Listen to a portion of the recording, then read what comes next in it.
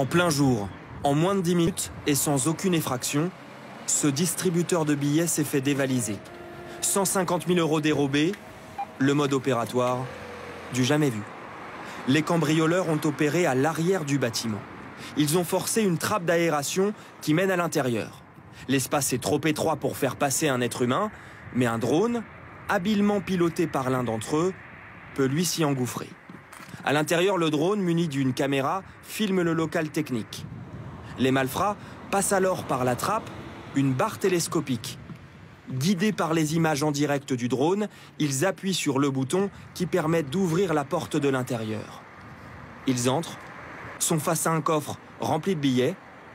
À l'aide d'un code secret qu'ils ont en leur possession, ils l'ouvrent et repartent avec leur butin sans que personne ne les ait inquiétés.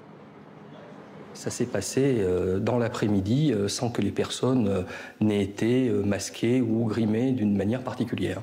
Plusieurs personnes ont été interpellées, 4 mises en examen, un suspect en détention provisoire, et la justice se demande comment les bandits se sont procuré le code secret du coffre. Difficile d'imaginer pour les enquêteurs qu'ils aient agi sans l'aide d'un complice très bien renseigné. Le drone, nouvelle arme du grand banditisme, certains sont déjà utilisés par les narcotrafiquants. On a l'habitude de l'utilisation de ce type de technologie, notamment des drones, pour des transports de faible quantité de stupéfiants, ou parfois pour certains repérages, mais ça reste très exceptionnel. Un exemple en Espagne, ce drone de plus de 4 mètres d'envergure a été saisi, capable de transporter jusqu'à 30 kilos de drogue, cachée dans ce compartiment.